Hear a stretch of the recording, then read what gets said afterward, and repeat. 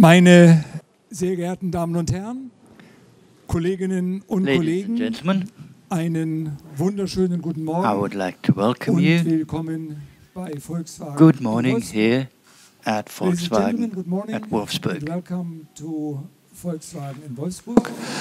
We have translation for everybody who does not speak German. Channel number 2 is English and channel number 3 is Chinese. Wir bedanken uns ganz herzlich, dass Sie den Weg, den I would teilweise like langen to Weg thank nach you for having Wolfsburg come gefunden here haben and und have deswegen taken this erlauben Sie es long mir, way. dass In ich some mich ganz cases it's a besonders long bei den way. chinesischen So I'd Kolleginnen especially like und to thank Kollegen our bedanken, die Chinese tatsächlich colleagues heute die längste Anfahrt who in fact beziehungsweise had den the längsten longest Hinflug journey nach Wolfsburg to auf come sich here genommen haben. to Wolfsburg. Und vielen Dank, dass Sie alle in dieser Woche eine ganze Serie I would like to thank an all of you for Volkswagen-Konzernthemen participating in this Heute long geht es nach history dem of Volkswagen Konzernessen in Berlin group topics, and die now Marke after the Volkswagen. group Und dazu press conference begrüße at ich Berlin, ganz herzlich we den have the press conference Volkswagen-Chef Dr. of Herbert the Dies. Volkswagen brand, and I would like to Eine welcome the bekannte head Größe of the im Volkswagen brand, Konzern, Dr. Herbert heute Dies, in einer neuen Funktion erstmals in dieser Runde dabei. now in a new Dr. function. Andreas We have Trostmann, Dr. Andreas der neue Trostmann, who used to work for the group, Produktionsvorstand von and Volkswagen. Er war he bis is vor now kurzem der Produktionsvorstand director of von Seat in Spanien. Volkswagen, responsible Daher auch for in neuer production. He Funktion, used to be an the neuem head of Platz, aber production eine for ebenso Seat, bekannte Größe and now also in a new im function, Unternehmen, but der well ehemalige known. Produktionsvorstand We have the von former Volkswagen, Thomas Ulbrich, head of production of Volkswagen, Thomas Ulbrich, who is now the head of the mobility entities of the Volkswagen Group. I would also like to welcome Dr. Arno Antlitz, the CFO, Dr. Karl-Heinz Plessing, responsible for HR, Ralf Brandstätter, Procurement, Thomas Schmal, Component Works, Jürgen Stackmann, Marketing and Sales, and Dr. Frank Welsch, responsible for research and development. Messieurs Antlitz and Dietz are going to comment on the development of Volkswagen in the past financial year, and they're going to comment on the current situation of the Volkswagen brand. And then, after this, as usual, there will be an opportunity for your questions and a discussion. And after this, if you like, there will be lunch for you. Dr. Dietz, you have the floor.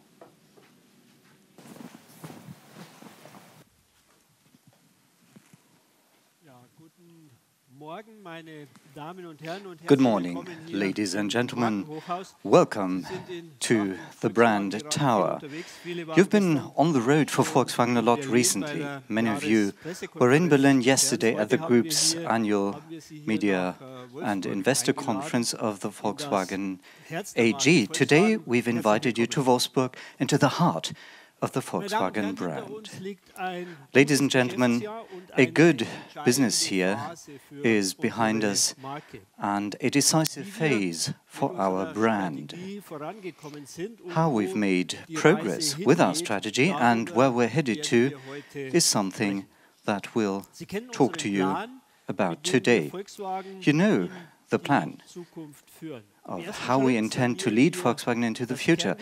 In the first step, we're restoring our core business. By 2020, we aim to position our brand as top of volume and become the leading volume manufacturer. To this effect, we are investing in new products. We're restructuring the regions, repositioning them, increasing our efficiency, and we build expertise in the technologies of the future. In a second step, we'll be launching our electric campaign. We'll aim to become the global leader in e-mobility by 2025 at the latest. At the same time, we're making steady progress in our preparation for autonomous driving, and the final step is the plan to become an automobile manufacturer that is a provider of holistic mobility solutions. What have we achieved in the past fiscal year? In 2017, we've made important progress. The implementation of our strategy, Transform 2025 Plus, delivers. From the Pact for the Future to the Model and Technology Offensive to the regional strategies, all initiatives are helping to foster Volkswagen's good and successful development. Our customers also see us as fit for the future again. The latest image survey by Auto, Motor and Sport, a German magazine, Volkswagen has once again gained in popularity in terms of the question regarding which automotive brand is the latest trend. The downturn seems to have passed, and we continue our concerted efforts to regain the lasting trust of our customers and the general public. My gratitude and thanks goes to all our employees around the world, in Germany, China, Latin America, the US, Mexico, and many other countries. They've all done an extraordinary job last year, and they've demonstrated in these difficult circumstances how strong this team is. I am proud of them. Ladies and gentlemen, in all our key financial performance indicators, the KPIs, we've improved. Last year we delivered 6.23 million vehicles to our customers, more than ever before. In our largest single market, China alone, we delivered 3.2 million vehicles. Never before has a car brand in China or any other market in the world, for that matter, sold more vehicles. And with the Golf, Tiguan and Polo, 3 Volkswagen vehicles are among the 10 best-selling vehicles in the world. Also, revenue and earnings have been improved. At 80 billion euros, revenue was higher than 8% higher than the previous year. Operating profit improved by 77% to 3.3 billion euros before special items. With this, earnings increased again for the first time in 5 years, and will make a significant contribution to the group's improvements. After 5 years, for the first time, we've improved operating return, which makes a significant contribution to the group's improvements. At a operating return on sales for 4.1%, we are right on target. We're aiming for at least 6% return on sales in the long term to be well prepared for the future on a sustainable basis. Now, all this demonstrates that our strategy Transform 2025 Plus is delivering. Our new models are a key driver for this upward trend. Over the past year, we put 19 new vehicles on the roads, and on a monthly basis, model rollouts for the upcoming years have already been decided on. By 2020, we'll have almost completely renewed our product range and expanded in key areas. All told, our development team is currently working on 55 new models. At the forefront of our model range is the Arteon, representing the new flagship in terms of technology and design. It got the Golden Steering Wheel award, prevailing over the premium competitor cars. The Arteon will be launched in the US and China this year. We will also offer the Arteon as a shooting brake option, which is a coupe with a hatchback and more useful space. The type of engine is still under discussion. In the 6th generation Polo, based on the MQB platform, in design, technology and smooth handling performance have been well received. The Polo is currently sweeping up one test victory after another. In Brazil, it was recently awarded the Car of the Year trophy. And at the end of January, the new Polo was recognized in the Best Car Awards in Auto, Motor und Sport, a German car magazine. In addition to the normal variants, we also offer the Polo as a GTI. Based on the MQB platform, the Polo is now a real GTI, with a rigid body, dynamic suspension and delivering more than 200 horsepower. A new member of the GTI family is the Up GTI. In terms of package size and performance, it almost mirrors the original GTI, but now it comes with modern TSI technology and intelligent connectivity. The Up GTI is also the first vehicle of our brand to be type approved based on the new WLTP test cycle. I'm very pleased that with these three models we now have a strong GTI offering in the small and compact vehicle segment. A new segment is tapped by the T-Roc. A new lifestyle SUV is highly acclaimed, and it's making its debut at exactly the right time. Timing is perfect. By 2027, the market for small and compact SUVs is expected to double to 11 million vehicles worldwide. And with the T-Roc, we're very well prepared for that. The demand is already so high that we are expanding production to run on a 4-shift schedule. And this will make the manufacturing plant in Palmela in Portugal one of our most best utilized plants in terms of capacity in our brand. The Tiguan plays a leading role among the SUVs, with an increase in sales by 200,000 units within 1 year.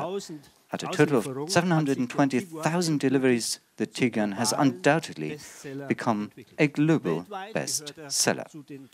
Worldwide, it's one of the 3 top SUVs. The Tiguan is now produced in Germany, China, Mexico, Russia, India, and Malaysia. The demand for it is further increasing. In markets such as Canada, the Tiguan is already the best-selling Volkswagen. SUVs are a key driver of growth for our brand in terms of both unit sales and earnings. And this is why we are expanding our offer substantially. Last year, we increased the SUV share in our portfolio from 10 to 14%. Every 7th Volkswagen sold is now already an SUV. In the US, as of February, the share is 54% even. By 2020, we'll have 19 SUV models in our lineup, from small vehicles the size of the Polo to the large or full-sized models. Our strong products in the regions ensure an upward trend as well. In 2017, we repeatedly outperformed the market, in many cases also underpinned by our turnaround program. In the US, our brand grew by 5% despite the contracting overall market.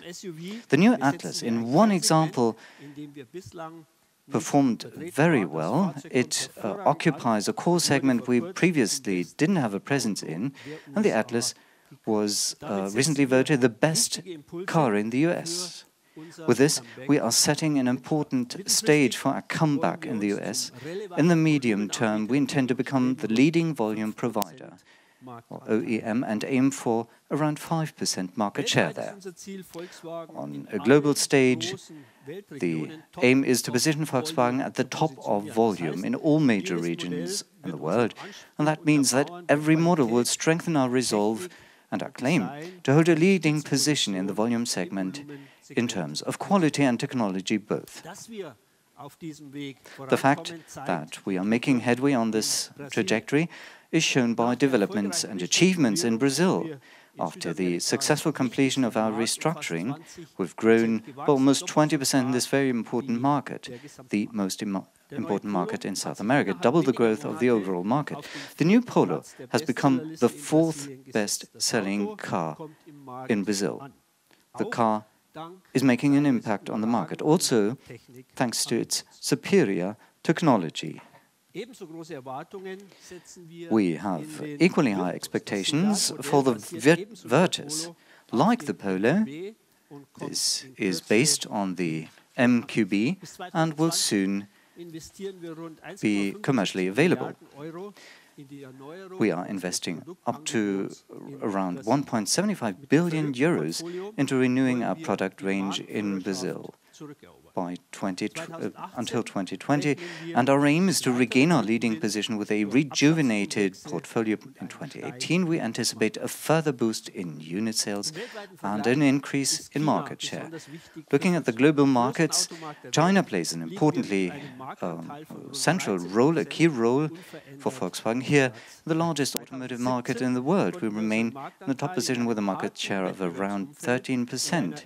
During 2017, we expanded our market share through in a tough competitive environment and growing local automotive industry. SUVs are also in high demand in China. We delivered 400,000 units in the past year. Of these, almost every seventh SUV was a Terra Mont, the twin sister model of the Atlas, celebrated as a large success in China as in the US. Ladies and gentlemen, we're very pleased with the achievements and developments in sales in 2017. It is, however, crucial that we are profitable with our vehicles. As you know, we had some catching up to do in this regard, and we still do. And that is why we signed the Pact for the Future. With the Works Council, we undersigned an improvement of earnings, 3.7 billion by 2020. Germany will account for 3 billion euros, and as of today, we've already achieved 2 billion. At many plants, productivity has been clearly improved in Salzgitter, Kassel, and the Tiguan production here in Wolfsburg. They've all outperformed their agreed annual targets. Nevertheless, there's still work to be done. By 2020, we intend to improve productivity by a total of 25%. This year, we're headed towards another 7.5%, and in 2019 and 2020, another 5% each year. Concomitantly, we're optimizing value creation at our sites. This entails shutting down areas of business that are not compatible with future trends, such as the production of industrial engines or combined heat and power plants in Salzgitter or the plastic parts production in Brunswick. Conversely, we're investing in new areas of expertise. We've already created 115 jobs through the pilot manufacturing of battery cells in electric vehicles. We're going for 300. Likewise, we're adding 400 jobs, mainly internal staff, in Brunswick, where the battery system for our new electric platform will be manufactured. We have made good progress thanks to the support of our workforce and employees. The Pact for the Future ensures that our plants are operating at capacity and secures jobs in the long term. We've also addressed costs with the same level of discipline, even though we are in the midst of the largest model campaign in Volkswagen's history. We've largely kept fixed costs stable, as envisaged for the second year in a row. Product costs were even reduced, despite offsetting effects such as the higher steel price. As an example, here in Wolfsburg plant, we've reduced costs related to the Golf by 100 euros per vehicle for the first time in many years, and under non-optimal utilization of the production line. For competitiveness and improved efficiency, a modular assembly matrix is central. The MQB platform is an outstanding technology solution at good production costs and using innovation in our vehicles more quickly and more efficiently than our competitors. Last year, around 40% of all brand vehicles delivered were based on the MQB toolkit or platform. That's twice as many as 2015. The best example of this is the new Polo. Around the world, the Polo is based on the MQB platform. This year, our share of MQB-based vehicles will already be around 60%. By 2020, this ratio will be set to increase to around 80%. Considerable economies of scale and thus cost savings are still imminent, which will have a positive impact on earnings for the brand. We're also using the modular assembly matrix approach with our future electric vehicles. 2 years ago, we set out to develop the MEB toolkit, our modular electric drive matrix, as we call this platform or toolkit now. The MEB leverages the advantages of the electric drive system in terms of fuel range, functionality, design and cost, and sets a new standard in electromobility. Development is running at full speed, and we are right on schedule. We intend to use the MEB throughout the group and rapidly scale its application. Today, we use it for 27 models from 4 brands. China will be the volume base for our electric platform. In November, to this effect, we've signed agreements with our joint venture partners in China. And now, ladies and gentlemen, over to Arno Antlitz, who will give you the key financial indicators for fiscal 2017 in detail.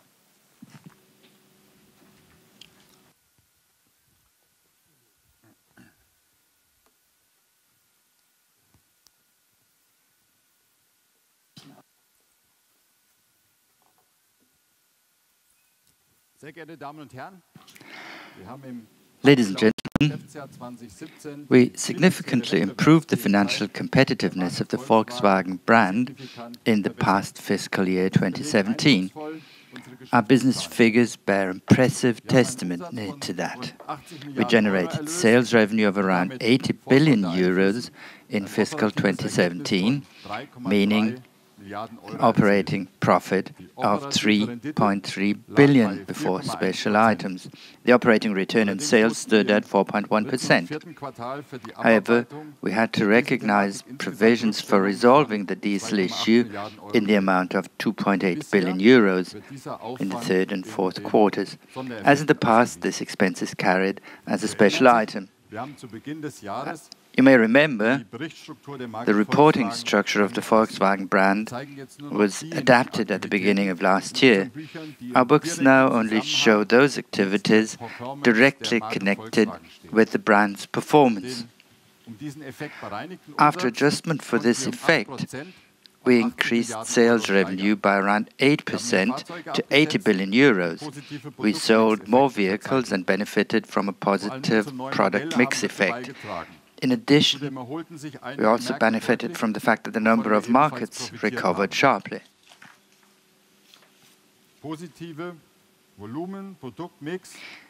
Positive volume and product mix related factors are also the main drivers behind the strong rise in the brand's operating profit.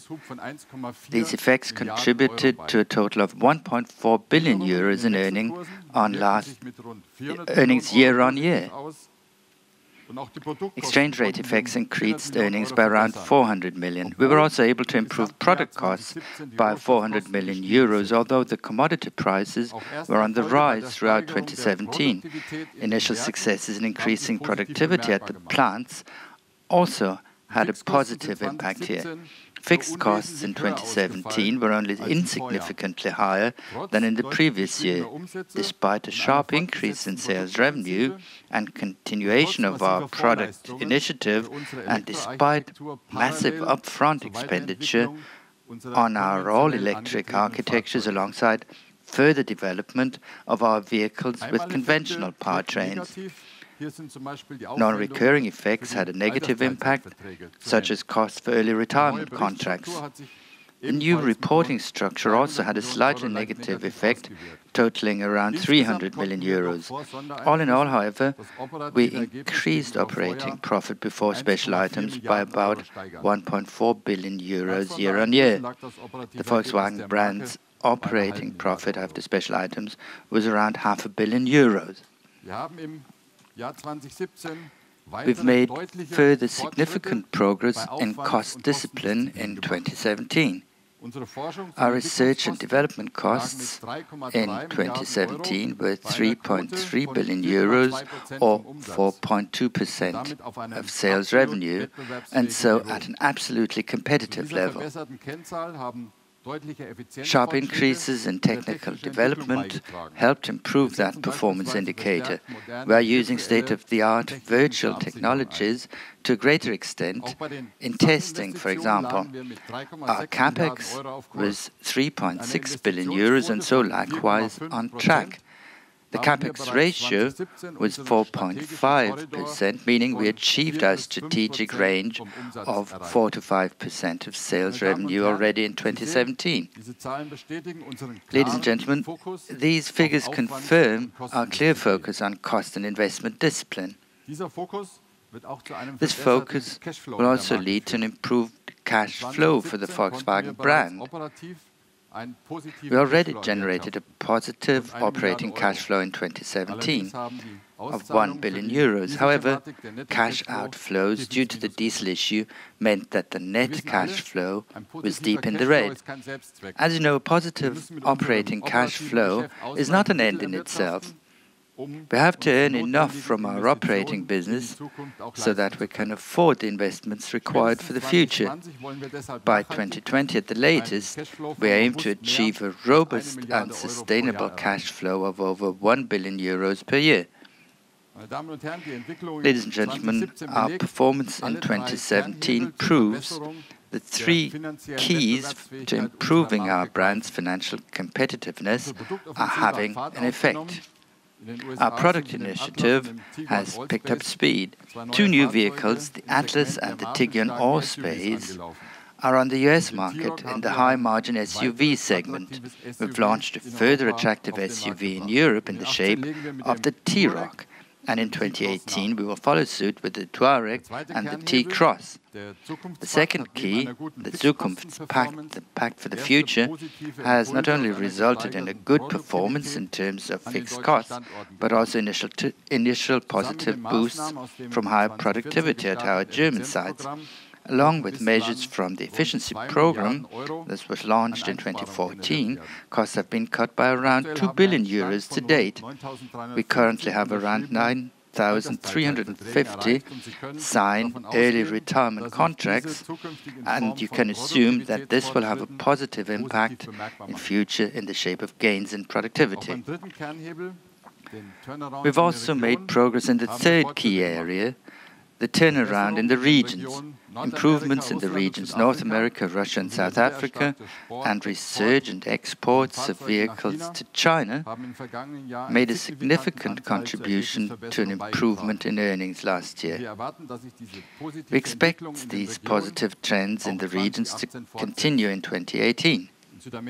In South America, we launched the first MQB vehicle, the Polo, last year. Moreover, with the launch there of the Virtus in 2018, we expect significantly positive boosts in market position, image, revenue and operating profits. Our clear objective is to achieve break-even in all regions by 2020 at the latest. Ladies and gentlemen, the Volkswagen brand is on the right path. In 2017, we increased our operating return on sales significantly. In 2018, we aim to consolidate that level and ideally increase it further. We want to increase sales revenue again and expect an operating return on sales between 4% and 5%. In 2018 and 2020, the SUV initiative and the Pact for the Future will also continue to improve our operating profits. The planned improvement in sales revenue and earnings in North and South America will likewise have a positive impact on operating profit. However, I would also like to recall the considerable challenges that will make heavy financial demands on us. From September 2018, the Europe-wide conversion to the new approval procedure according to WLTP will take place. We expressly welcome this new procedure. It will lead to more realistic fuel consumption data for vehicles. However, this change will be extremely demanding for us and the industry as a whole. Until 2020, we will further modernize our vehicle fleet with regard to increasingly strict CO2 and emissions regulations worldwide, by further optimization of our conventional engines and by shifting value creation towards electric mobility. At the same time, we will significantly strengthen our products as regards connectivity and digitalization. For 2025, we are sticking to our targets, namely an operating return on sales of at least 6% and a free cash flow well in excess of 1 billion euros. We are rigorously implementing our strategy 2025. We want and will contribute to shape the future of our industry, offer our customers innovative, attractive vehicles and mobility solutions, and protect the environment in the process, and do so around the world with products that are precisely tailored to meet the needs of local customers. We will thus set an industry standard in electric mobility, which will cover not only the electric car, but also the software and the ecosystem.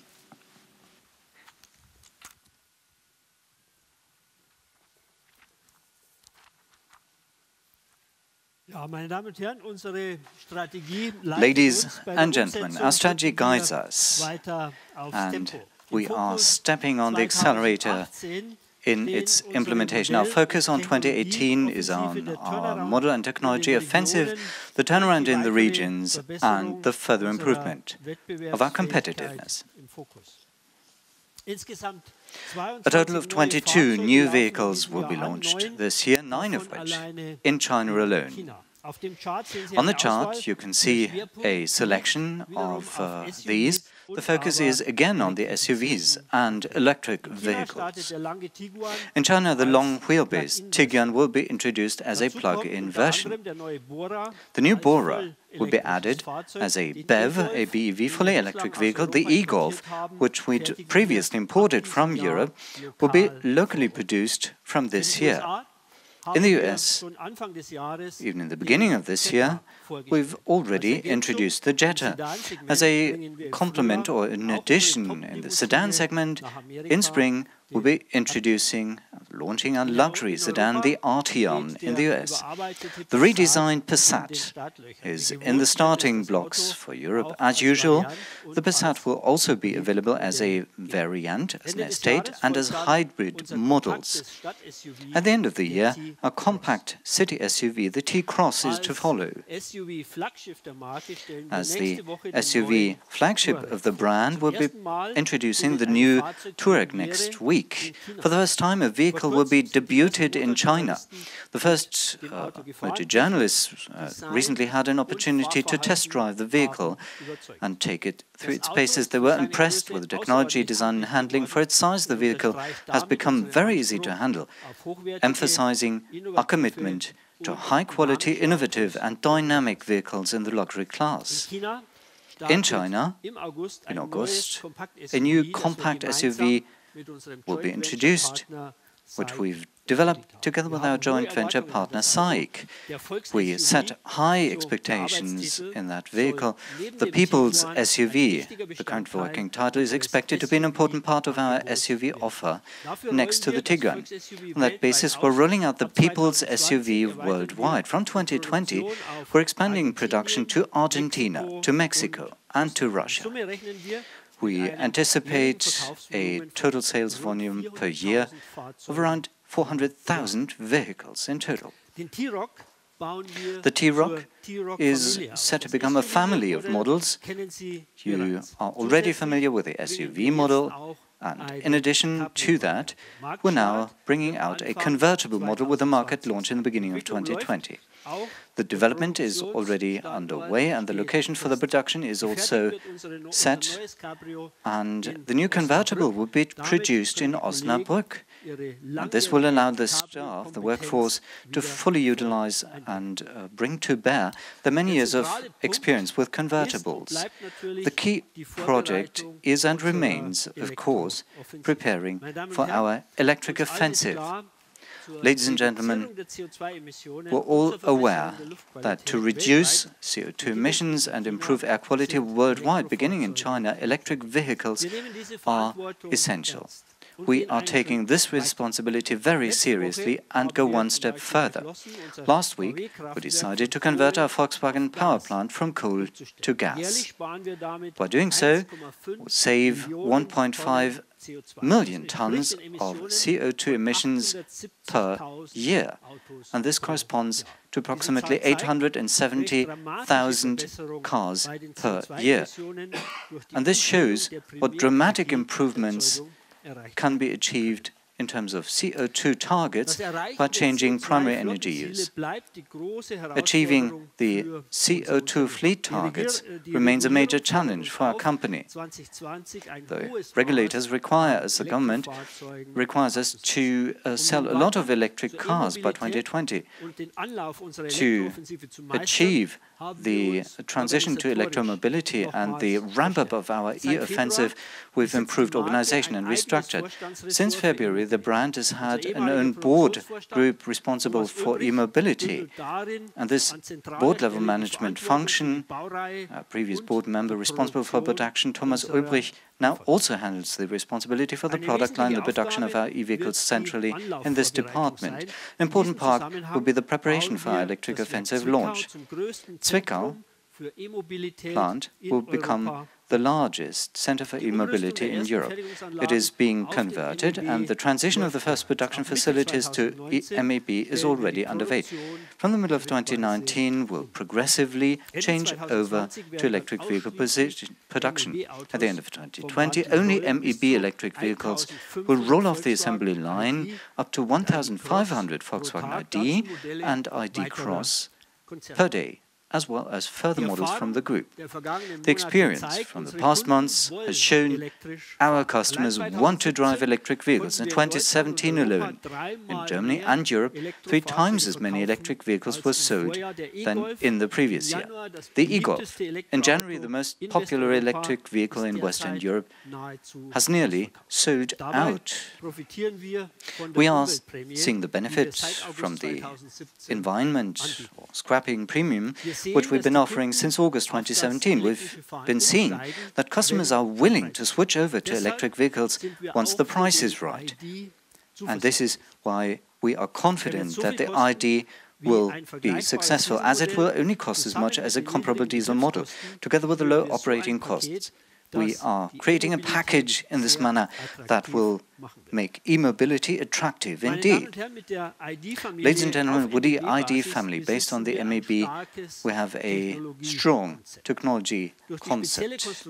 Through its unique design, with the outer package size the same, we create more cabin space. The ID is as compact as a Golf and almost as roomy on the inside as a Passat. What's more, it's fully connected and has fast charging functionality, and depending on the conditions under which it's operated, has a range of 400 to 500 kilometers. In terms of technology, the ID offers features and assistance systems that were previously reserved for the premium segment, for instance, a head-up display with augmented reality. In the development of our ID family, we are on track. The first wave includes the ID and then the ID Cross, the electric counterpart to the Tiguan. For the ID, in April, the first pre-production prototypes will be built, and then the intensive SOP phase will begin from September. A new focus in the development of our e-vehicles are user experience clinics. User experience is very important. Enjoying the driving doesn't mean a lot of horsepower, but also intuitive operating of the car, services and infotainment systems interacting with the car. We're creating a separate business division headed by Matthias Erb. To address this topic, he will join us from Volkswagen of America, where he's responsible for all engineering activities. It is our aim to make electric driving as simple, comfortable and clean as possible. And to this end, we're investing in infrastructure. By 2020, there'll be around 400 fast-charging points available throughout Europe. We'll supply private households with charging points, a wall box for 300 euros. It's affordable for everyone. We're committed to green power, and we're making our IDs so intelligent that every vehicle will become a rolling credit card. You'll be able to charge your car, not go to the filling station, but charging station, and you'll be able to pay for it, and the car will do it for you. just recharge. And the countdown for the ID vehicle launches has begun. The next technological leap is going to be autonomous driving, the greatest revolution in 130 years of automotive history. Autonomous e-vehicles offer a range of advantages, more comfort and convenience, more potential uses, and greater safety in road traffic. This means that individual mobility will practically lose all the points that are criticized today and that are being hotly debated today. We at Volkswagen imagine such solutions, and we've showcased our vision in Geneva last week. The ID Vision will be launched in 2022 as a new luxury sedan and the top-of-the-range model in the ID family. From the outside, it's got the package size of a Passat. On the inside, it's as spacey as a Phaeton. It'll initially be level 3 autonomous driving and then will be incrementally upgraded if customers so wish. If you want to own such a car, you can. Those who wish can share it with family, friends and acquaintances. And one thing is certain, we are confident that in the future we'll also be driving customized, appealing and emotionally charged vehicles and not identical tin cans. The technological upheaval will renew and enrich the vehicle and open up new prospects. This development needs to be shaped, and that is an exciting challenge for us. Ladies and gentlemen, the results demonstrate that we are indeed on the right track, and I'm confident that 2018 will again be a very good year for Volkswagen. We've already set off to a successful start. In the first 2 months, deliveries worldwide increased by approximately 6%. In Germany, at 14%, we were able to significantly boost sales. Brazil has experienced a turnaround, regained its old strengths, and 110 vehicles above the previous years is the order book currently. We're also keeping a close eye on potential risks. Of course, this includes the switch to a new worldwide harmonized light vehicle test procedure, or WLTP, a large number of launches in China, the partially biased debate on diesels, and of course the threatening trade barriers in the US. Despite these issues, we remain confident. For the year as a whole, we expect further improvements in unit sales, revenue and earnings. In terms of the operating profit, we've set ourselves a target corridor of 4 to 5%. Ladies and gentlemen, in summary, this means that Volkswagen is well on course, the realignment is delivering results, we are winning back the trust of our customers step by step, we've remained committed to our goal, we aim and will shape the transformation of mobility and the car industry. From the front, we'll be in the vanguard, which is a long and rocky ride, but we are well positioned. We're set off to a good start. Thank you for your attention. Thank you very much, Dr. Dietz. Stay up here. Dr. Antlis, please also join us up here. Ladies and gentlemen, if you like, we'll now take your questions and answer your questions. Go ahead.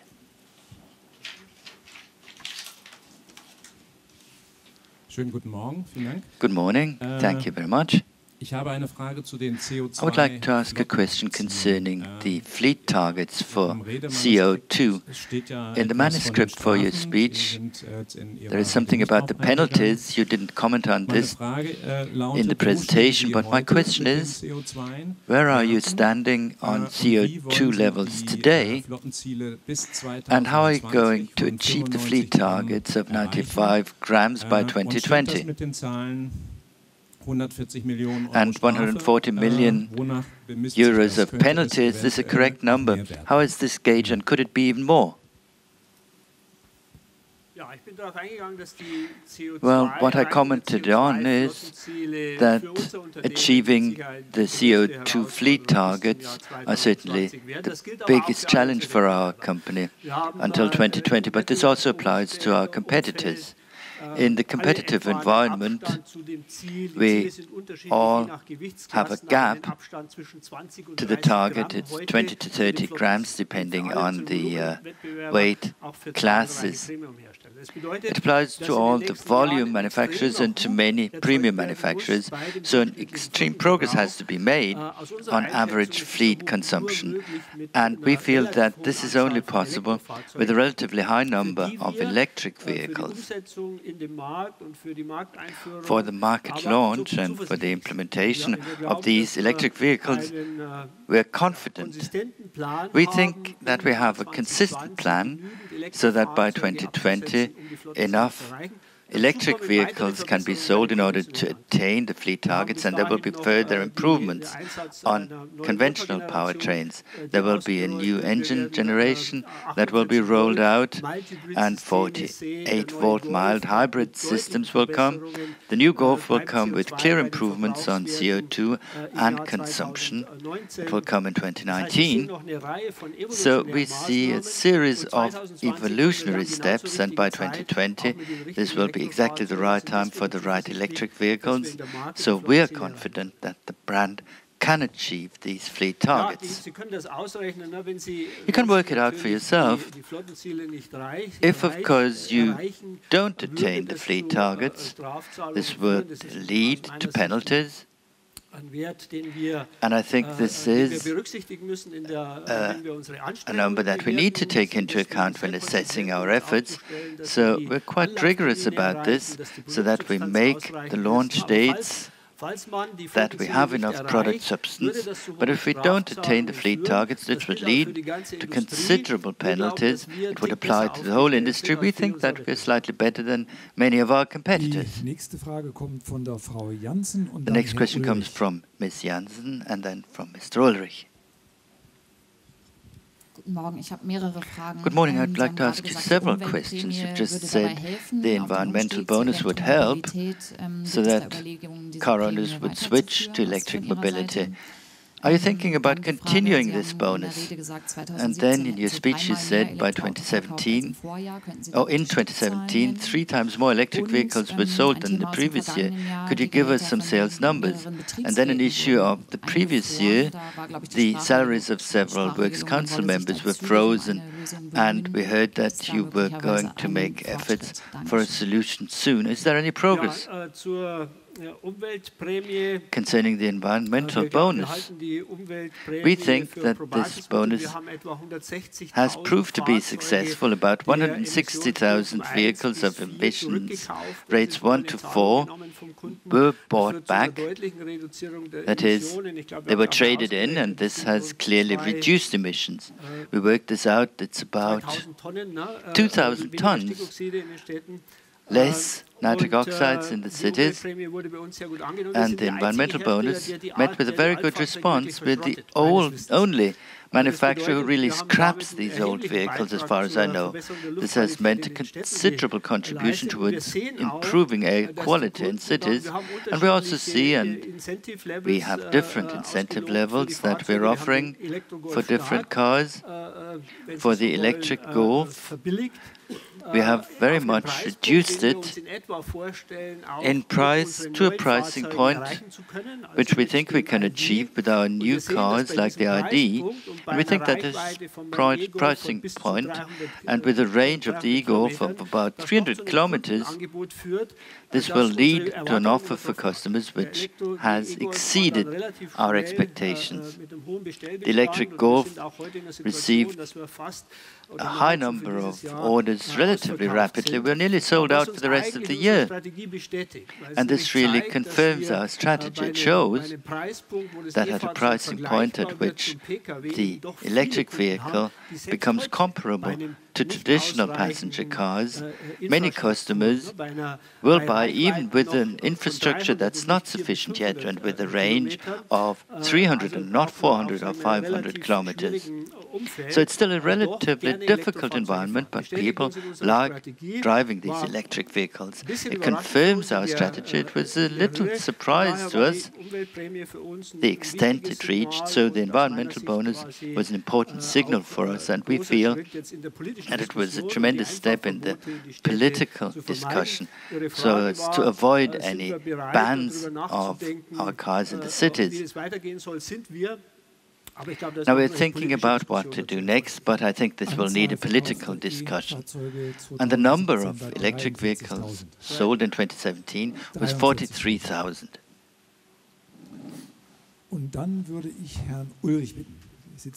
Mr. Ulrich,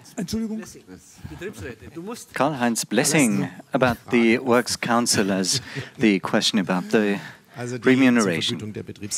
On the remuneration for the Works Councillors, the question you had, it's not their fault, you know. They relied on their remuneration that the company has agreed to pay them is correct. And this remuneration, we still assume that it is compliant with all relevant rules and regulations. The German Works Constitution Act, as you know, is not very specific in this point, so there is room for interpretation to construe the law accordingly, and we're currently having this assessed through external lawyers' offices so that it holds up in court. And this process is ongoing. It's not finished yet. It's not come to a conclusion yet. We're stepping on the accelerator. We're hurrying up because that is a not good situation for the company and those concerned. But those are experts that are taking their time to do this carefully. We cannot press them to move on faster, but we believe to have made significant progress by summer. Now, Mr. Ulrich, and then close to him from Mr. Doll. Ulrich from Freie Presse in Chemnitz. I've got a short question on VW Saxony. First question, Mr. Dietz. You said further group brands will be built in the Zwickau plant. Which group brands will those be? First question. Second question.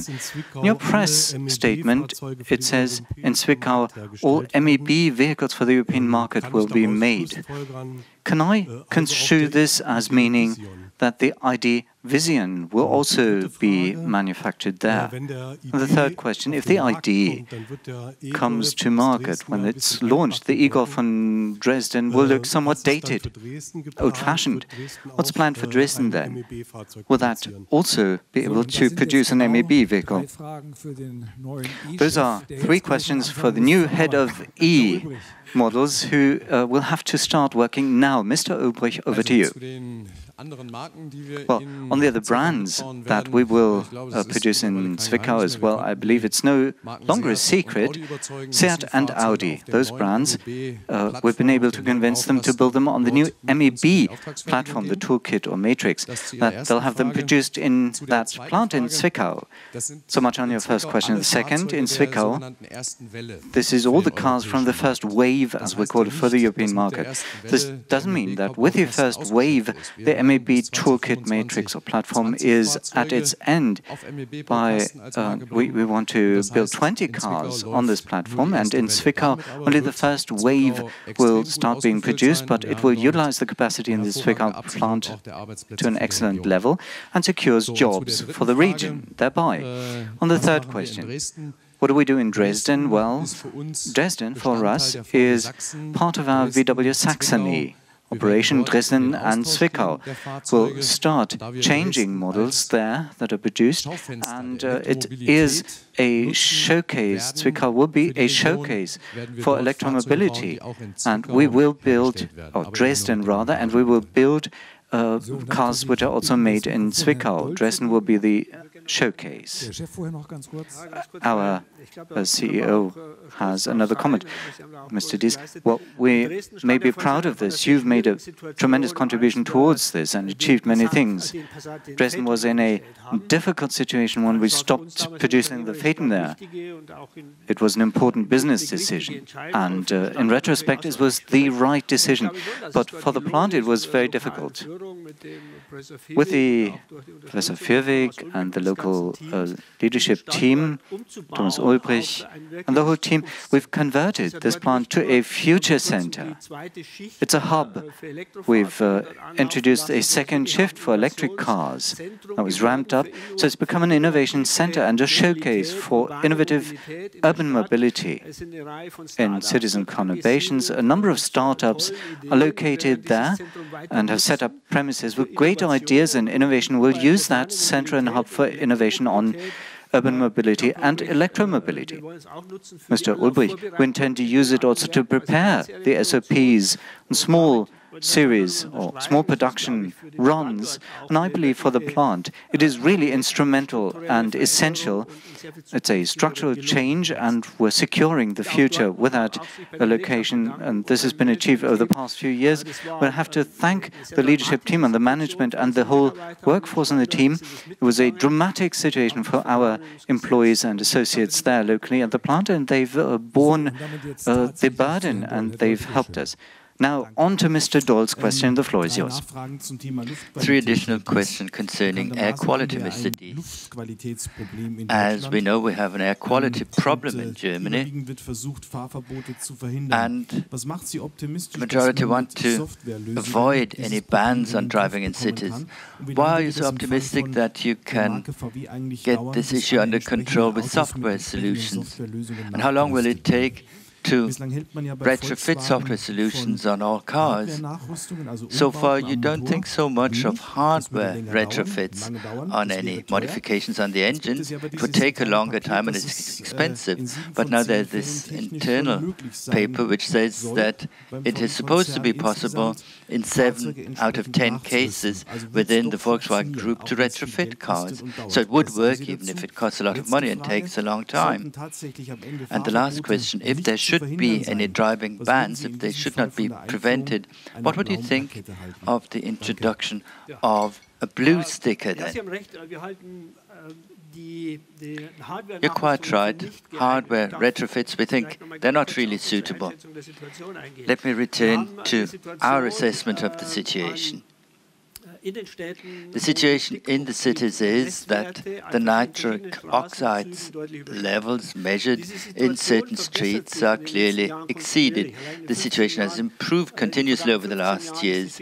Over the last 15 years, nitric oxide levels, due to new models, has been reduced by more than 30%. And at the same time, we had an increase in traffic. When you look back over the last few years, you have to be aware that the situation has been improving year on year. It was 90 cities 3 years ago that had to struggle with this problem. Last year it was 70, and 50 out of these 70 are only a few grams away from the limit.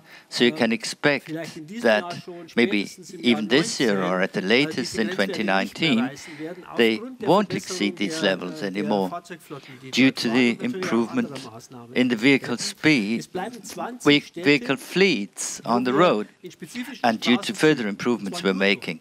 There are certain streets now in these cities, usually narrow concrete canyons with low movement of air and with stop-and-go traffic, with very dense traffic, with lots of traffic going through, with many traffic lights, and we can't be sure yet that the nitric oxide levels will be kept there.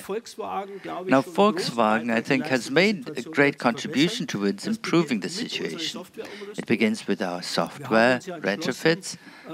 We decided that our EU5 diesels, that something should be done on them. It's 2.3 million vehicles. And meanwhile, nearly all of them have been upgraded with new software, which means a reduction of 30% of nitric oxide emissions. This is in the market now, taking effect. And we think that with these measures and with further renewal of our fleets, I've already said about fleet renewal, with the trade-in bonus, about 160,000 old diesel cars were taken off the road. They are much worse than the Euro 5 cars that we now have in the market. So this was a major contribution, but we have to be aware that out of 15 million diesel cars, 6.3 million are Euro 1 to Euro 4 standard. So we have this high population of older diesel engines. We have a series of measures that will take rapid effect.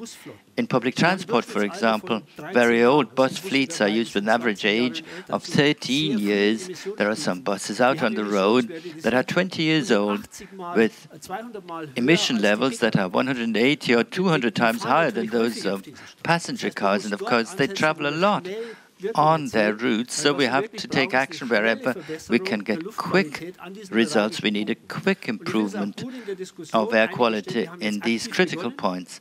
Now, I like this, that some cities started taking action like making traffic flow more freely at these critical points. And I think if we work together, and I could imagine if it's 4-lane streets, for example, 1 lane could be reserved for public transport and electric vehicles, and this would solve the problem. Not overnight, but within months. So there is a series of measures that are much more efficient and much quicker than hardware upgrades. Let me take this opportunity to point out that we have a huge interest in avoiding any passenger car bans in cities. In the short term, this is our biggest issue. We have some customers who are completely disappointed. They bought cars that are practically new, they're 2 or 3 years old, they have the most advanced levels, and they're threatened that are no longer allowed to get into cities. Many of these cars are owned by us, they're leased out and they're on our books, so losing on residual value would also be dramatic damage to us. We will do everything we can and suggest all kinds of measures in order to avoid these bans, but we think there are much more efficient measures than hardware retrofits.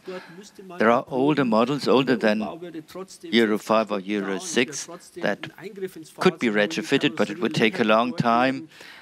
Hours of work, holes would have to be drilled, and wiring harnesses would have to be cut open and new wiring would have to be installed. High risks.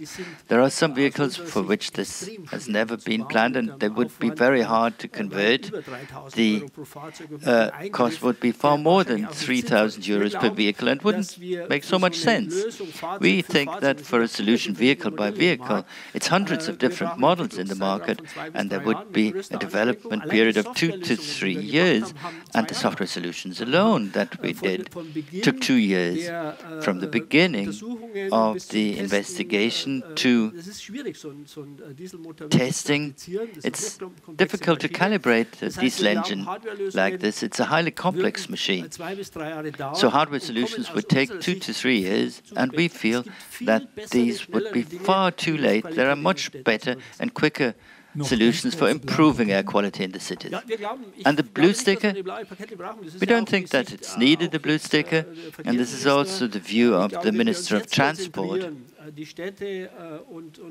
think if the cities and the automobile industry cooperate, and if we ask ourselves how we could get even more old diesel cars off the roads, there's no reason why we couldn't avoid any bans of going into cities, and we wouldn't need a blue sticker then. The next question is to Mr. Hetzner and then Mr. Rief. I have 2 questions to Mr. Dies and 1 question to Mr. Antlitz. First, will you streamline your diesel engine models and portfolio, looking at the flagging demand for diesel vehicles in Germany? Will your investments in research and development be cut, or CapEx, will that be ramped down? in terms of diesel developments. And this aside you mentioned for the shooting brake motor and drive alternatives, is that an indication of that there will be no diesels available or only limited diesel options for that model? Second question on the people's SUV, which you addressed, you said it, from 2020 production will be also located in Mexico and expanded to Mexico. You're implying that this people's SUV is planned to be imported to the US as well. Is that conceivable? And then the question to Mr. Antlitz on the diesel, again, in terms of the resale aftermarket values, as Mr. Dies mentioned, with your portfolio leasing contracts, can you give us some color on how big the risk would be for EU5 vehicles for Volkswagen? And can you provide us an outlook on the next year, up to 10%? We see as the revenue will rise. If the margins meant to stay the same, that will mean that the operating result will move in parallel, right? Mr. Dies. Well, the diesel engine, let me digress a little. The diesel engine will remain important. This is what the customers are telling us, and in the public discussion and in terms of customer image, there's going to be a revival of the diesel's image. We need the diesel to achieve our environmental targets and sustainability in mobility. You see that for cars that drive a lot per year, high mileages and the heavy vehicles, heavy load, particularly in CO2 emissions, we need the diesels. NOxs are a solvable problem. The new engines are almost NOx-free compared to petrol engines. The diesels are much better. Different for CO2, carbon emissions. For climate change, we don't have a problem that is becoming better, looking up, but it is becoming more difficult, and the diesel is part of the solutions, not the problem, because it's more energy efficient and effective than petrols. And for high mileage and heavy-duty trucks and cars, it's superior to hybrids, even to plug-in hybrids in terms of mileage. You can see that in comparison tests. And it will be, for long-haul traffic, be superior to electric vehicles, particularly for Germany, where we have an electric power mix, where coal is still converted to electric power with a lot of carbon emissions, CO2 emissions. And for electric drives, we must factor in the production of batteries, causing a lot of CO2 emissions through the energy required to make these batteries. So when looking at this level-headedly, unbiased and rationally, CO2 efficiency and the long haul, we don't want to build huge big batteries into cars. From a customer point of view and from a CO2 point of view, that's not the right solution. So we believe in the diesel and its future. So we're investing in the next diesel generation, the Euro 6D. The vehicles that have come are almost NOx-free, and I can say this, Mr. Welch, with a good conscience, right? And we believe that for the heavy traffic for customers, it will remain the drive of choice. On the Artin engines, Dr. Welch, maybe very briefly, can you comment? Well, this illusion which you want to have heard between the lines, I can calm your mind there. Nothing's hidden there. What you know and like and appreciate about the Arteon will be available on the shooting brake as well. The People's SUV production in Mexico, import to the US. Mr. Dies. Well, the People's SUV is something that we've carefully considered and developed, and we see it in a worldwide rollout. SUVs are growing, but compact SUVs are becoming increasingly important because we've got to find the right mix from CO2 emissions and customer needs. We're starting with this vehicle, which is positioned under the Tigran in China, China South and China North. Then, as we see a big market, market, like the Tiguan, this car is going to be made worldwide. It will be a global Volkswagen model because we see great market growth as a prospect around the globe. And in Latin America, that will be produced, and in Mexico. And in Mexico, in that production, from Mexico, the US will be supplied as well. Then, Mr. Rief, can you ask your question? And then, I apologize, Dr. Antlitz has an answer as well. Let me begin with a simple question. Margin the same at 10%. Quite right, we want to increase earnings out of the three reasons. The SUVs and the Zukunftspakt will make further contributions, the Pact for the Future. And we also expect positive contributions, especially from South America, with new models based on the MQB. So these three things will give us a tailwind. And then diesel engines, Dr. Dies pointed this out, diesels are justified in many application cases. There is a certain uncertainty. We look at these things. There are moderate deteriorations in residual values, something like 2%, and some vehicles take a bit longer to be sold. We have a portfolio of Euro 6 vehicles on our books, and Euro 5 vehicles, but we do not see a significant risk based on this. No significant risk for our expected earnings for next year or for the current year, 2018, I must say. Now let's really turn to Mr. Rief and then to Mr. Hegemann. Just wait for the microphone and raise your hand. Mr. Dies, a question to you.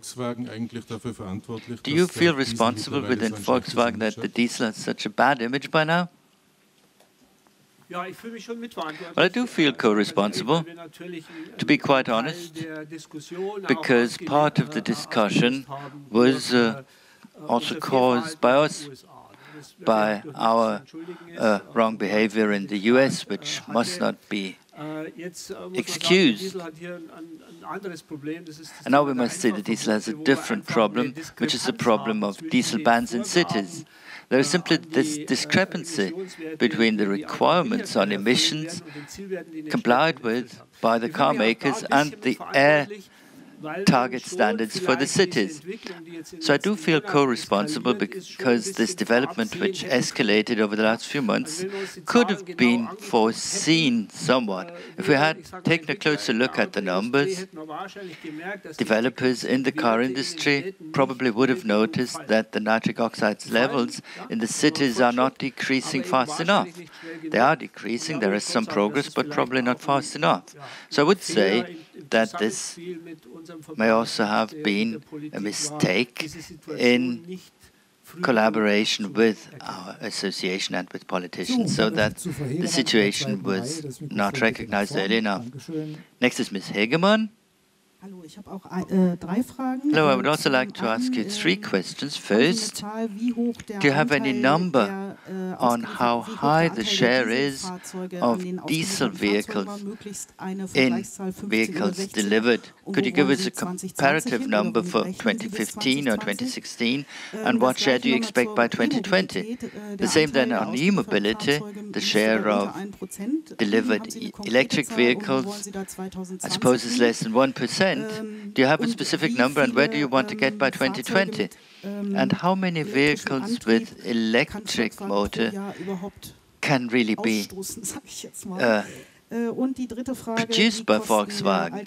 And the third question, the cost of early retirement. Do you have a specific number? I think Mr. Stackmann can ask the first question. Jürgen, the share of diesel vehicles at the moment, and if at all possible for the last 2 years as well.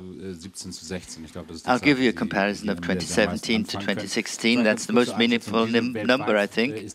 The share of diesel in the overall mix is relatively underrepresented within the Volkswagen brand, with the high shares of North America, South America and China, where diesels are not sold, so we have a relatively small portion of diesel engines worldwide. In Europe, the mix is slightly under 50%, 44%, and all in all, it decreased by about 10%.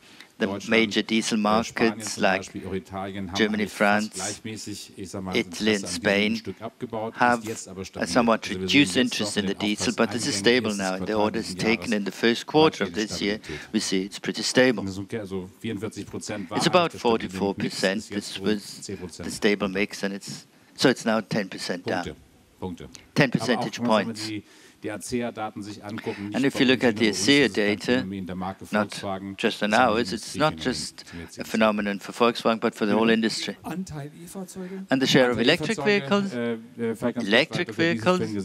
Well, as Dr. Dies said, in Germany, when you look at the German market, we used to have a mix of 1.3 or 1.4%. Now with the environmental bonus, we're at 5.5%. It's quadrupled this share. And very, very old diesel engines are returned, and they're replaced by electric cars. We hadn't expected this, so it's very gratifying. And the target mix for Europe is more than 10% by 2025. This is where we want to get.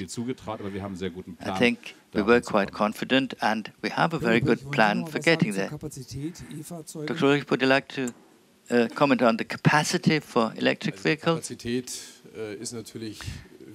Capacity, of course, is freely scalable for us. Based on the agreements with sales, the market shares we want to achieve, for 2020, we are striving for 100,000 on the MEB, and with worldwide rollout by 2025, we will reach the well-known number of 1 million. This is what we're preparing for with our capacities and with the upgrading of our plants. And the cost of early retirements, we've made more than 9,000 contracts meanwhile, and the provisions for a contract need to be made in the year in which the contract is signed. And if you remember our bridge, which I gave you, I showed you, concerning fixed costs and one-off effects, there was a charge of about 400 million compared to the previous year, and half of it is due to fixed costs, and the other half, the other 200 million, this is mainly due to the one-off cost for early retirements. It also includes a smaller portion for an environmental program, the contribution of the Volkswagen brand and the group. To give you a ballpark figure, it's about 200 million. Next question comes from Mr. Schweiger, and after him then Mr. Canboy. Mr. Schweiger?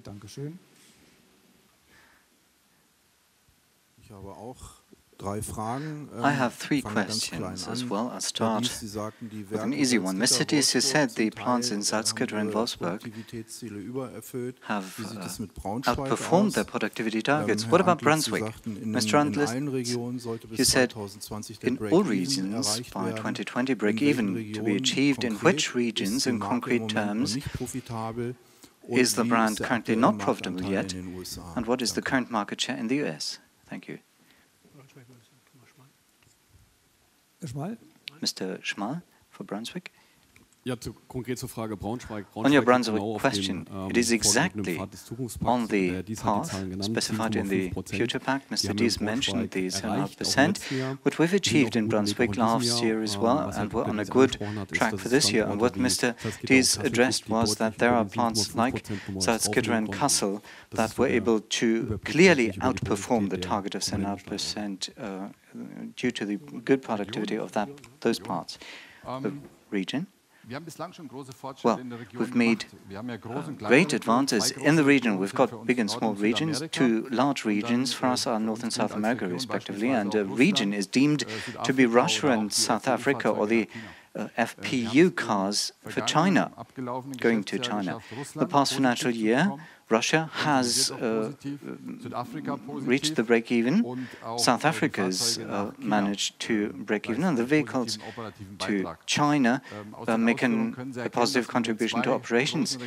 And two big regions, North America, you can derive from my figures that they're still negative. North and South America both. In North America, we've made tremendous progress because of the good product portfolio. In South America, from 2018, with the market launch of the Polo and Virtus, we expect a positive contribution to our brand earnings here. All the world regions by 2020, we intend to achieve a break-even. The plan's up and running, and we're confident that we'll manage and achieve that target.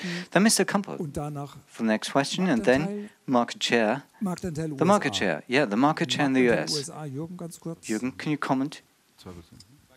2.6%. Mr. Campoy, then Ms. Mann. Hi, Larry Veliquette from Automotive News.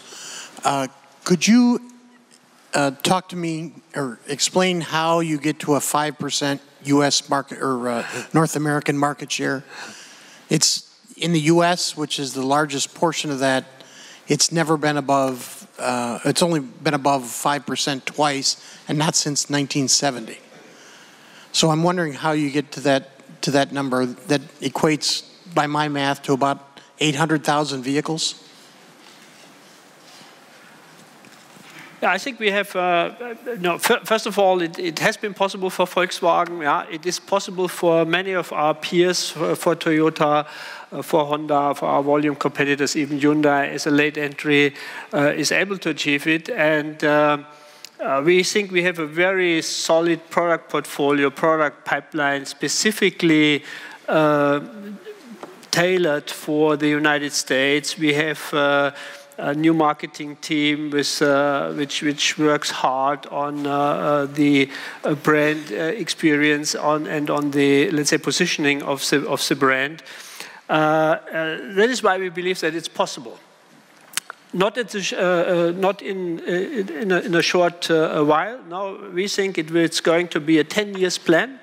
But it should be possible because it was possible for our main peers. We think America is very important for us.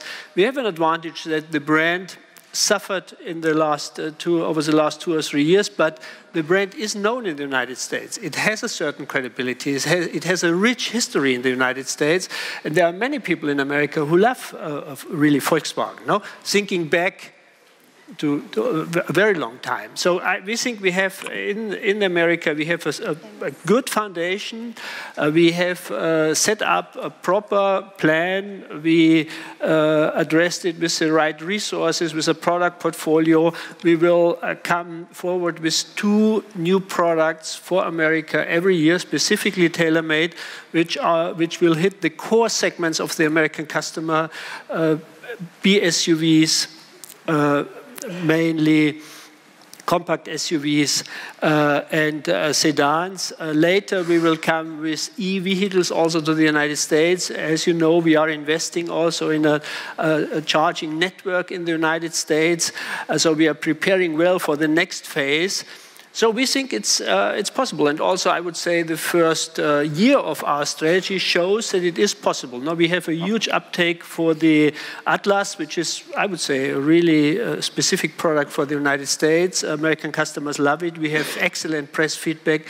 We have excellent press feedback to the Tiguan long wheelbase. I think it's also spot on.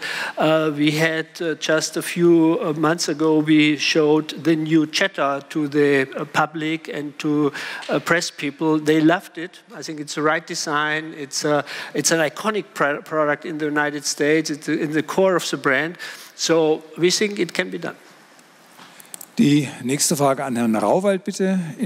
The next question goes to Mr. Rauwald in the third row. Could you please give us a show of hands? Raise your hand, please, and wait for the roving mic, and then Mr. Bricke.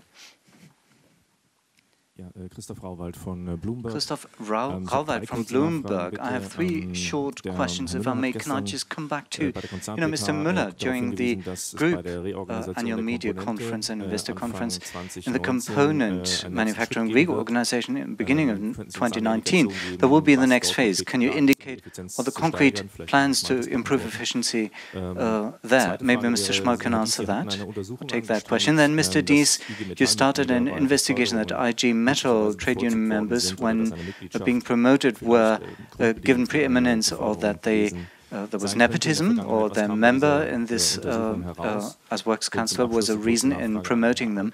What was the result of that investigation? And then to Mr. Antlitz, what earnings effect due to currency effects and commodity costs do you expect? First question goes to Mr. Schmal. Can you take that? The answer.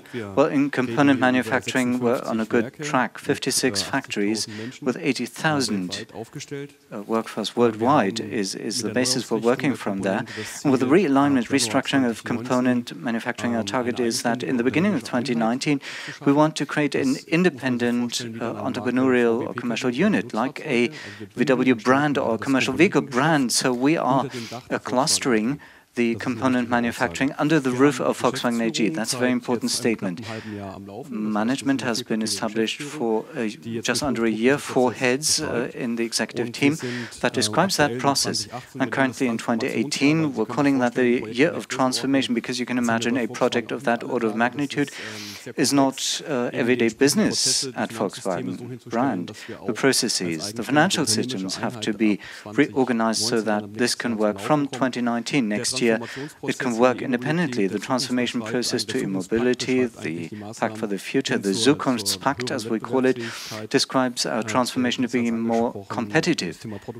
Does this address that? Productivity is, of course, a central, key thing, particularly on the German manufacturing plant front that we need to drive forward. Well, I haven't done the investigation as you're alleging. I just asked those responsible for that. This is not the case.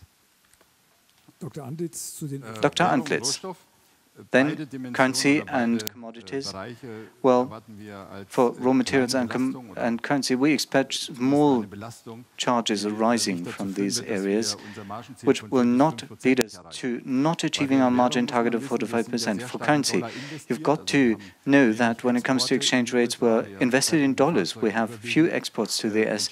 The cars are locally made in Chattanooga and Mexico. It's the small currencies that could hurt us. Mexican peso and the Russian ruble, Brazil, which you don't have on your radar, the small currencies, you know. And here we are putting our shoulder behind that wheel. We are counteracting them, balancing that with further localization. Then there is the pound for 2018 and 19. We're well hedged there for these charges to be compensated, at least as far as I see that. Then raw materials, steel, of course, must be mentioned. Mr. Brandstetter and his team, I will rely on them that they will overcompensate for the rises in commodity prices. When we present the EBITDA next year, for the product costs, we will see a positive contribution from product costs, from that side to product costs. Mr. Blanke, here on the aisle. Then Ms. Meyer in row 4, here near the window. Mr. Blanke. I would like to ask you some questions concerning the Osnabrück and Emden plants. First, Osnabrück, we heard that 80 million is invested in production and the preparation for the production of the T-Roc convertible. So Osnabrück will get MQB production. We heard of 200 million euros to be invested in the plant. This was mentioned at the all-hands meeting last week. So could you give me a number? This would be good. And then we've heard that the prototype for the electric Moja taxi was created at Osnabrück, and 200 of these cars are to be made, to be used at Hamburg, among others. Will they also be made at Osnabrück? And the third question, this is about the Emden plant. If Zwickau now very much switches towards electrical mobility production, would the remaining Passat production then go to Emden? Well, it's 3 questions, and they're all of them exactly right for Dr. Trossmann. Let me start with the last question. It seems to be the easiest one. With the decision of using Zwickau for the MEB, there will be a resorting, of course, of the production portfolio from this plant into other plants. And for Emden, it will mean that additional plants that used to be made at Zwickau will be made there.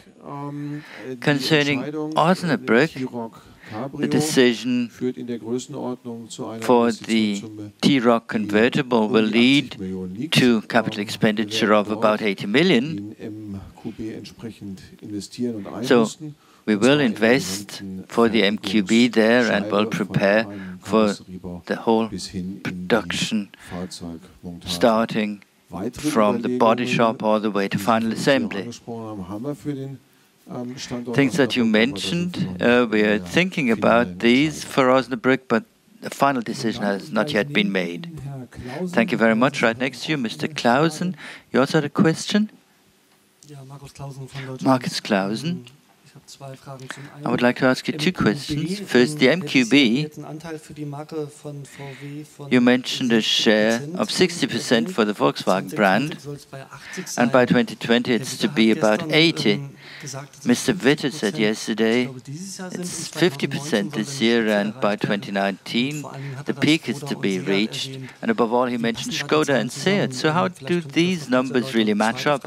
Maybe you could comment on this a bit more. The second question concerning the diesel, with the insecurity and the city bans to come, are you planning something similar like the city guarantee, like some other brands?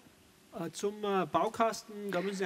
concerning the MQB, my numbers are for the Volkswagen brand, and Mr. Müller's numbers, as far as I know, were group-wide, worldwide group-wide numbers. And I have to say, in principle, it's about 80% of the group's vehicles which are based on kits from Wolfsburg. The whole transverse and longitudinal architecture comes from Wolfsburg.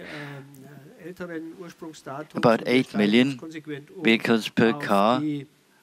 And now we're consistently switching over to the new platforms.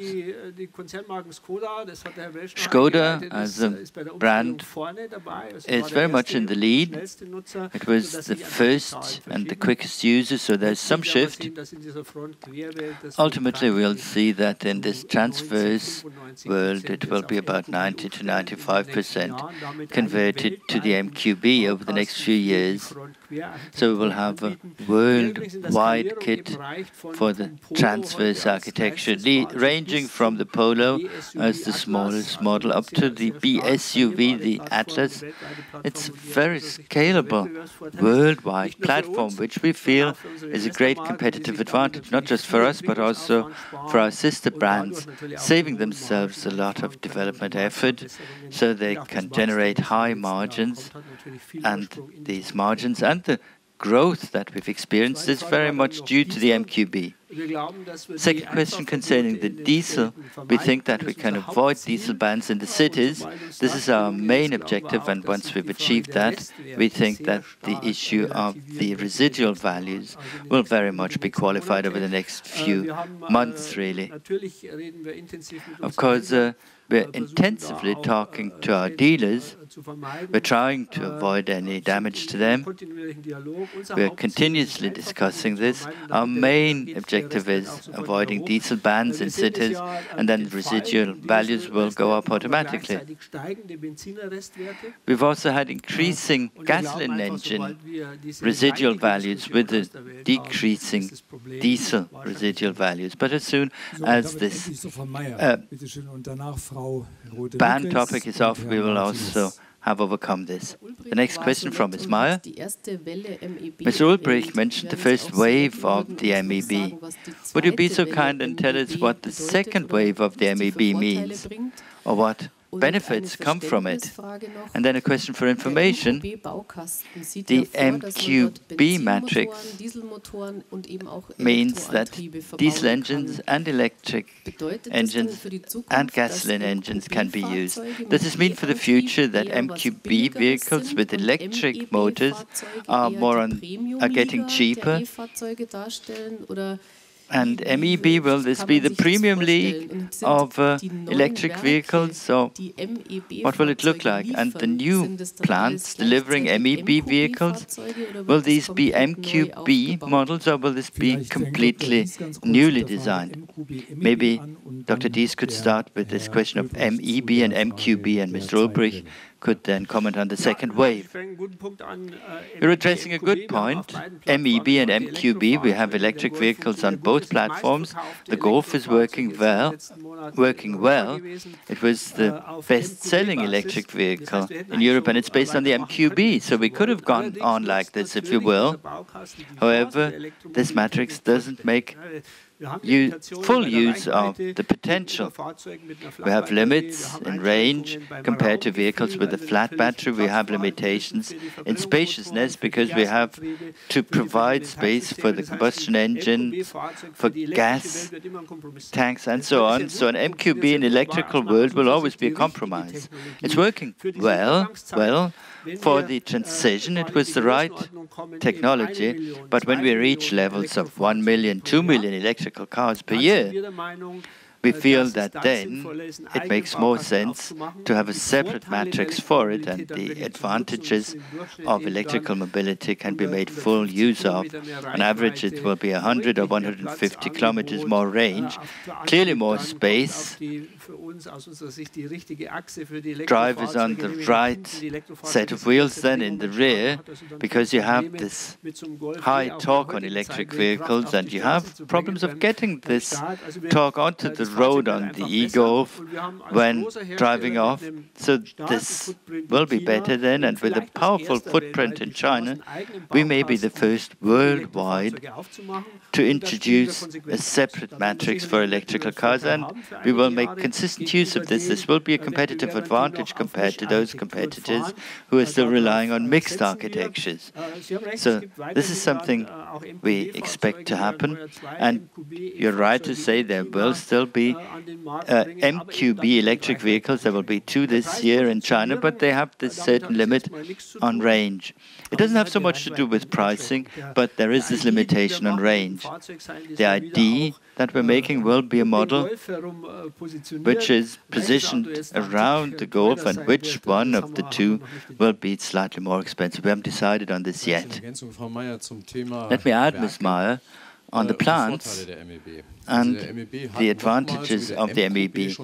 Like the MQB had advantages compared to the PQ in terms of its design and effectiveness, even more benefits have been unearthed now with the MQB. We will always strive to consolidate MEB production like at Zwickau in the first wave, but we will not always manage, and we will not always be able to guarantee this.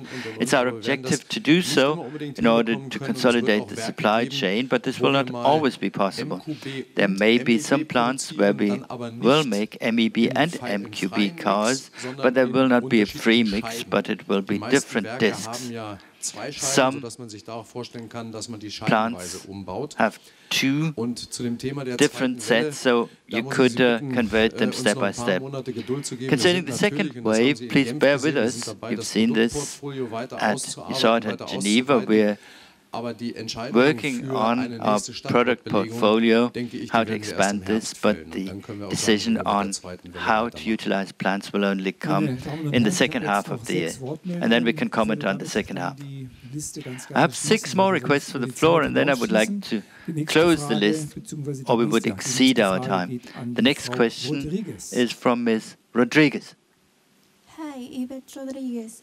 Could you please give us more details about the new SUV that the brand will be producing in Mexico? In 2020, it will be designed on the MQB platform. It will be a compact SUV or a full-size SUV. And I don't know if you have the investment in this new project. Thank you. I think most of the details we gave already. It will be a compact SUV positioned below the Tiguan, which will be, as the Tiguan, a worldwide product. It will be based on MQB. That means that we also can use the investments, which we are, Mexico plant is prepared for MQB. We will use those investments. And we think it's really an appropriate product for North America and also potentially for Mexico. So, und dann neben Ihnen gleich. Right, then next to you, we have Mr. Martinez. Hi, I would like to know if the political way, like the president of the US, is a problem for your plants, for the production plants for North American region. Now we have a problem with the NAFTA. So are you looking this like as a problem for the company? I would say currently it's not a problem, but it is a concern. No, it's a potential concern for us if we would have trade constraints and import taxes towards US, which will be our main market. That would be a challenging situation for us. It always depends on the amount of the height. But so far, we think we will increase our production capacity in North America. We're still investing strongly in North America.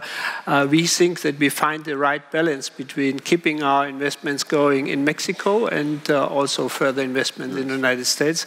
We think we have a good footprint, but negotiations about NAFTA are ongoing. But our experience over the past months, and we're following very closely, as that the debate became a little bit more rational now, and we hope that America and Mexico is on a good way there. That would be very helpful for us and for our long-term commitments.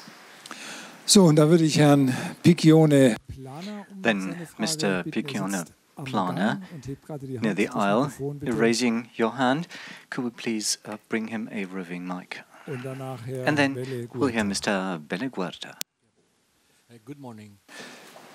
I see that there are more launches of SUVs for China and US than in Europe. There is any reason for that? Maybe the WLTP?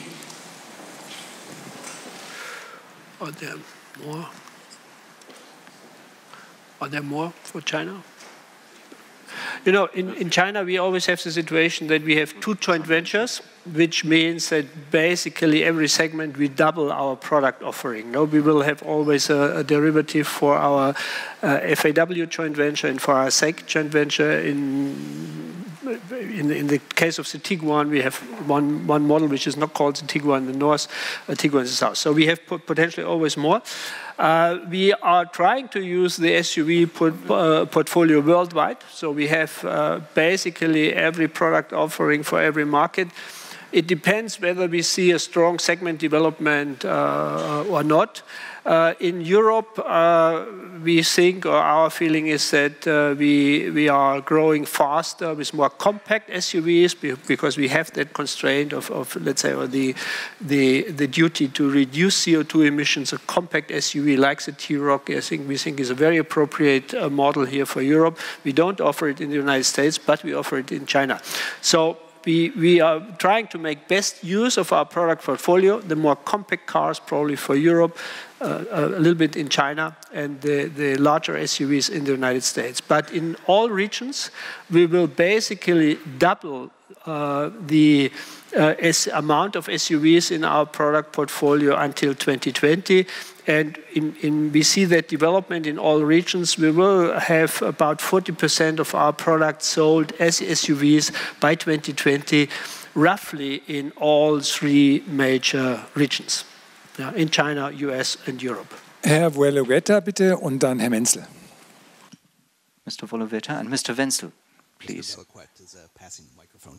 I'm Dave Sullivan. I have two questions. One, can you update us on the fines, from the diesel scandal and where the money I believe was going to charging infrastructure in the U.S., some of that, and what your involvement is for the future of the ID vehicles and how that is going to help out with your rollout. And also, are you forecasting any additional expenses for the repairs or the buybacks from the diesel vehicles in the U.S.? And then yesterday there was not too much talk about, really there was none, no talk about plug-in hybrids in Berlin. Very little talk today about it. And most of the focus has been on the ID lineup. Are plug-in hybrids still part of your plans for the U.S. or Europe? Okay. Okay, so die Strafen, weiß nicht, habe ich nicht parat. Konzernzahl, ne? Konzern nimmt das in die Beantwortung, da können wir schlecht was dazu sagen. Ja, Infrastructure ist die Electrify America, $2 billion.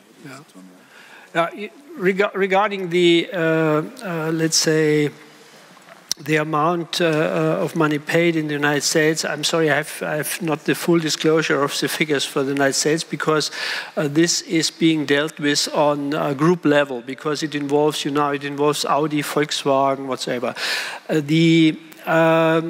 What we are investing is about 2 billion in electric fast charging infrastructure. The project is well on the way. It will be an open infrastructure. No, that means not exclusively for Volkswagen, but open for all our American and international peers. We will promote that group-wide. This is also a major step. It's called Electrify America, and we think it's also a good step forward also to prepare for our EVs being sold in America. For the buybacks, I think we are fully covered. So all the from our best knowledge. From our best knowledge, so we don't see any further risks from today's perspective there. Plug-in hybrids, yes, are an important cornerstone of our product strategy. In China, we're just launching the new Tiguan plug-in hybrid, long wheelbase, which will be an important product. We see plug-in hybrids very important in China, probably for the next 5 to 10 years, because the Chinese government is very much, let's say, driving the industry towards full electric cars. Now, the incentives for plug-in hybrids will become lower over time. So our strategy is in China now plug-in hybrids and electric cars on MQB platform. Next generation, mostly MEB products to be compliant, and probably a reduced amount of plug-in hybrids. In Europe, we have a strong plug-in hybrid strategy. Passat, I would say, from the testing, is one of the best plug-in hybrids you could buy here in Europe. We are also in the next generation of all our conventional products, so Golf, we are strongly investing in hybrids again. They will get better range, they will get better electric performance. So you will see a lot of development, mostly also for Europe and potentially for the United States. The disadvantage in the United States is that the upstream emissions are calculated in the emissions certificate of the vehicle. So that means a plug-in hybrid in the United States is less attractive than here in Europe. But it's part of our strategy. We think in Europe it's crucial. In China, it's for the next 10 years or 5 to 10 years, very important still. In America, we are prepared. We could offer, but we have to see what's going the market development for plug-in hybrids. Und damit das Mikrofon bitte zu Herrn Menzel und dann. Then the microphone to Mr. Menzel, and I believe I saw Jan Schwarz for the last question from Mr. Schwarz. Stefan Menzel from Handelsblatt. One single long-term strategic question probably goes to Mr. Dies, if he will take it. In the foreseeable future, will there be an IPO of your truck division? What will happen with the transporters on a strategic level in Hanover and Poland? That manufacturing, will those be taken back into the brand? Is that planned? The answer. First, it's about preparing the truck business to be able to go public. Those are internal organizational measures that are involved, and the decision on the time, deadline, or the implementation had not been taken yet. And then we'd have to consider what to do with the transporters. First, they're independent also financially. They're a reporting unit, which is independent of the truck business. They could continue existing independent of the truck business. On that note, on to the last question, Mr. Young Schwarz, and the very last question will be Mr. Amorel. Thank you. I'd like to ask you two things, some additional questions on these. First, on the trade barriers in the US, you commented on them several times. I'd just like to have a bit more clarity here. Upon a question of an American colleague, he said that capacities in North America will be expanded. Would you say that this is expressly in the context of the import duties that are to come and the threats that are around, so that you're going to localize more and expand your capacities in North America more? And the second thing, you were asked about this internal paper, which was quoted in Die Zeit, which said that technical retrofits are quite possible. And upon the question of my colleague, you said there were still some models according to EU5 and EU6, and you put this quite drastically. You said that holes had to be drilled and wiring, and you said it was more than 60% of vehicles. And you mentioned models like Passat and Golf and Audi A3. Could you explicitly confirm this, that there is this internal paper, and that this percentage of, in fact, 70% retrofittable vehicles, that this ratio is correct? Well, let's begin with the last question. Of course, we have always said it's possible. You can always install SCR technology on vehicles. Only our response has always been a rigged-up solution is not possible without any warranty. It may be quick, but the customer doesn't get any warranty and will have quality problems. It's really quite a complex task. It's a chemical plant you're installing on a car. It may produce ammonia. I've seen some retrofitting solutions which do not have any backflow preventers, so that ammonia could escape. In some cases, this is really quite rigged up. It may work, but it may not work. Of course, there are some vehicles that can be retrofitted better.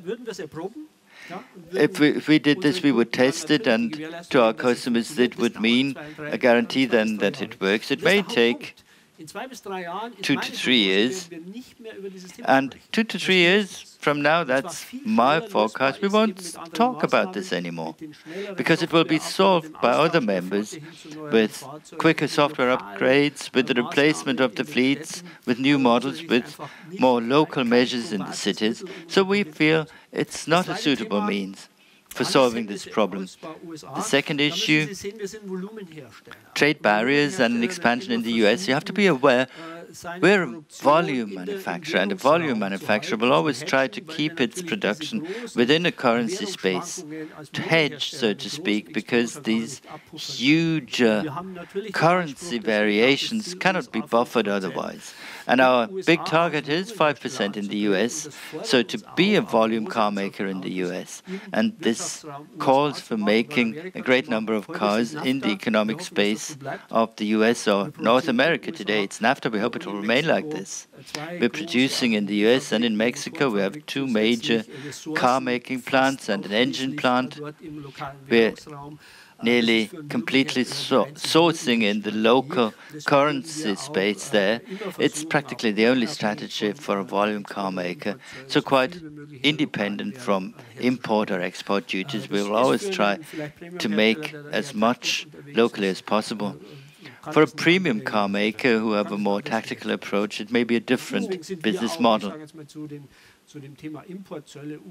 So, concerning import duties for the US, well, we'll have to ask ourselves why we are charging 10% of an import duty on American cars in Europe. That's a justified discussion. The Americans are not doing this. And now the very last question. Thank you. I have a question about North America and another one on South America. For the US, much of the strategy is based on EVs, but demand for electric vehicles is not quite there yet and maybe will never reach what OEMs are expecting. What happens if consumers don't buy Volkswagen branded EVs? Is there any kind of punishment from the DOJ or the state of California if a certain number of EVs are not sold? And on South America, I have a question about Brazil. How does Volkswagen plan, and by when does it plan to become the leader in the market? And how many SUVs are planned for South America? Thank you. Okay, bunch of questions. So there is no obligation or quota to sell any EVs in the United States. So there are no duties, but as we see the fleet targets also coming down for different fleet groups, so for the imported vehicles, for the local produced vehicles, we think it's probably also, like in Europe, an appropriate way to cope with the fleet targets. And in America, yes, we have some regions which are really also let's say, prioritizing electric vehicles. West Coast, there are pilot projects in Sacramento, also on the East Coast, so there is an uptake in EVs. Why are we also let's say, positive about EVs? Because we think that the next generation of EVs, which we will offer, will be a real alternative for the customer. No, you will get a vehicle at the same price like a diesel, a roomier vehicle, fully connected vehicles with fast charging possibility, and there will be, you know, it will be difficult for many customers not to buy an electric vehicle. And we saw that here with our incentive program over the past few months in Europe. That's exactly how people behave. Even not having the infrastructure, even the range is still limited to maximum 300 kilometers. We had a huge uptake already on electric vehicles because there are some advantages. No? There's good performance. Many people love that. If you don't drive several hundred kilometers per day, it is probably the best vehicle you would buy already today. No, there are still constraints in the loading infrastructure, but people love them. And after buying, you have an advantage of at least 50% of the running cost of the vehicle because electric energy is cheaper than gasoline with all the taxes.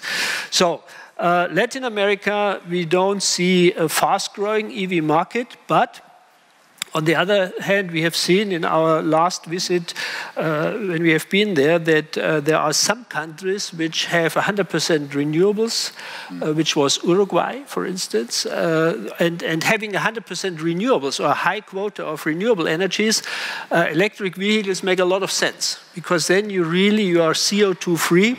You can really drive down your carbon footprint. And we learned that Uruguay has a strong policy towards electric vehicles. They would like to electrify the whole coastal area, which makes for Uruguay a lot of sense because of their energy mix. So in the rest of the country, it's not our first priority. But we have to say we are prepared. No, we have the vehicles. We have the toolbox for electric vehicles. And, you know, the EV market will depend a lot on the policies of governmental policies. That's the case in China. That's the case in Norway. Norway makes also a lot of sense. Now you have 100% renewables, energy is really cheap, so you would go for electric vehicles. Is it the right strategy for all countries? Probably not. Now, if you have a high coal mix in energy production, you should be probably a bit slower. First change your energy production and then come forward with an EV strategy. But what's really important to see here, the product offering is important, but the local policies also play a major role in the uptake of electric vehicles. And finally, how to become market leader in Brazil? Yeah, when was the question? We want to become market leader. We think we have really a nice product cadence to come in the next years. All very modern product. We are really motivated and enthusiastic about the first months. No, we were not sure whether the technology we offer with the Polo is not too high for this market. No, because it's a very sophisticated product, and it's not the cheapest product. So there was doubts. But the uptake shows us, the sales results show us that it's the right technology. Meanwhile, for Latin America, I think we will get there. We have no target when. Meine Damen und Herren, damit bedanken wir uns ganz herzlich für. Ladies and gentlemen, with this we would like to thank you for your interest. We hope you will have a nice day and a good rest of the week, possibly with Audi tomorrow, and then to crown things on Friday with Porsche. Have a nice day and enjoy lunch.